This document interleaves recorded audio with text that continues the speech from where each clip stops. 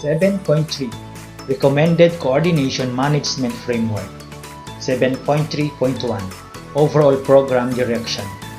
With the DNR as the focal agency, a National Program Committee (NPC) will be created that will exercise oversight on the PBSAP implementation and will have the following functions: provide overall program direction and ensure a result-based approach to implementation, review and adopt annual work programs and budgets, and oversee mainstreaming processes at the agency level, adopt and enforce a communication plan, adopt and enforce a resource mobilization plan, oversee a human resources capacity building program, adopt and enforce a monitoring system, a midterm review, and terminal review. Letter A. Technical Advisory Committee (TAC). An expert technical advisory committee will be created and will consist of members such as senior technical planners, scientists, and community-based experts from the government and other sectors such as civil society and business. It will be headed by a government-based chairperson and two co-chairs from the NGO and private sectors. The TAC or TAC will provide technical advice to the NPC either in an en-banc division or by individual mode on concerns related to program design, development of technical protocols, and technical review of critical plans and reports. Letter B. National PBSAP Secretariat. A National PBSAP Secretariat to be based at the BMB will be in charge of program development and coordination, monitoring and evaluation, and knowledge management, resource mobilization and communication, education, and public awareness. The Secretariat will be responsible for three major tasks.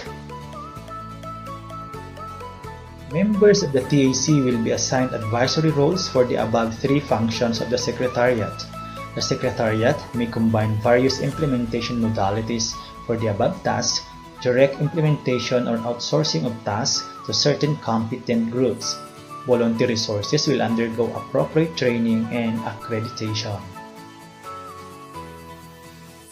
Letter C. Regional Focal Points. To support the mainstreaming process, the PBSAP will be embedded in the planning and budgeting process of participating agencies. The work of the National PBSAP Secretariat will be partly mirrored at a regional level through focal points at the DNR and NEDA regional offices, which will facilitate the discussion of the PBSAP targets in the RDC and the incorporation of the same in the regional development plan and monitoring and reporting systems. 7.3.2 Consultation with multi-sectoral bodies to support mainstreaming. Sectoral plans and budget proposals will be submitted to multi-sectoral bodies for information, review, and feedback. This is to ensure relevance and synergy of action. The PBSAP program management will observe the respective planning calendars of these multi-sectoral bodies and work with the respective secretariats to implement these measures. At the national level, this multi-sectoral body will be embodied by NPC.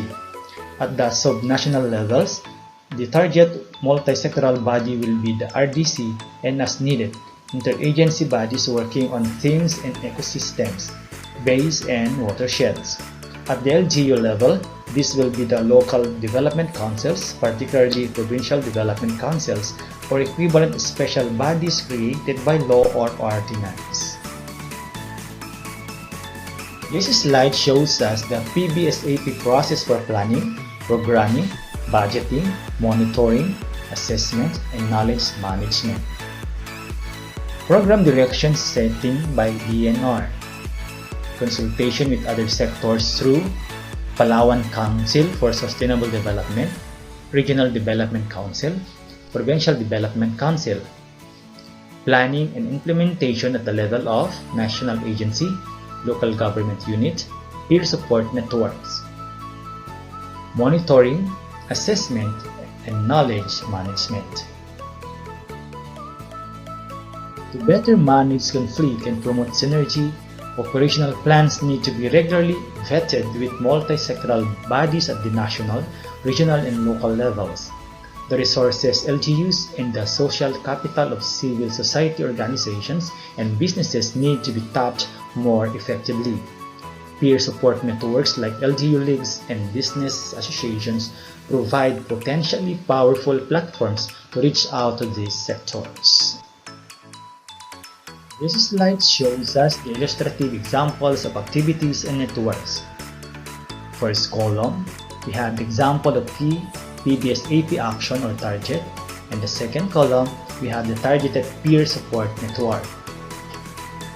Adoption of City Biodiversity Index, League of Cities and League of Municipalities, Biodiversity Assessment in School Campuses, Philippine Association of Tertiary Level Educational Institutions in Environmental Protection and Management, Resource Mobilization for Targeted Wildlife Species or Natural Parks, League of Corporate Foundations, Facilitation of Documentation of Indigenous Knowledge Systems and Practices, National Network of Indigenous Peoples.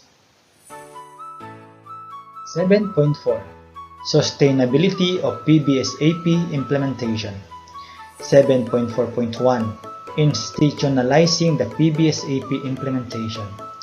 The PBS-AP shall be institutionalized through an EO highlighting the accountabilities of partner agencies, sustainability mechanisms and instruments, as well as technical and financial support, particularly at the local levels. Since the EO is signed by the Philippine President, this will serve as an effective instrument to increase compliance and participation of entities in PBS-AP implementation. 7.4.2 Capacity Building to Support Implementation. Current situation. There is overall sufficient capacity for policy formulation and planning, but lacking to barely sufficient in financing and obtaining public support. Human capacity is lacking in local government offices and barely sufficient to sufficient among non-government, academe, and business. Capacity building activities have been largely addressed depending on donor-driven opportunities. There are noticeable anecdotal achievements at the project level, but due to a lack of monitoring and documentation, it has been difficult to make a strategic assessment of cumulative gains, capacity building. Until recently, biodiversity conservation is currently under the purview of the BMB, whose previous name connotes slant towards PAs and wildlife.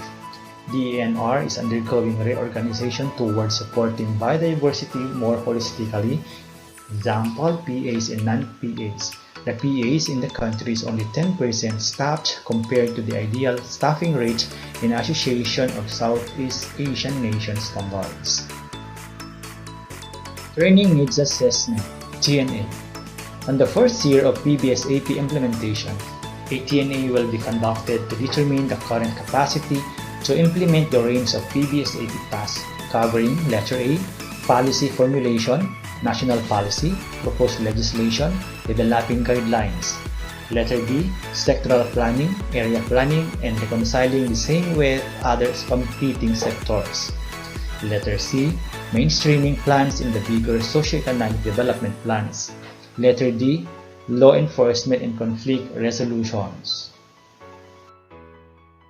Letter E, recognition of and support to management and utilization rights and intellectual property rights of stakeholders. F, provision of support services under limited resources, extension, research, documentation, etc. Letter G, human resources and institutionalized capacity building, SEPA, and knowledge management. And letter H, constituency building among non-state actors, civil society, NGO networks, business networks, etc.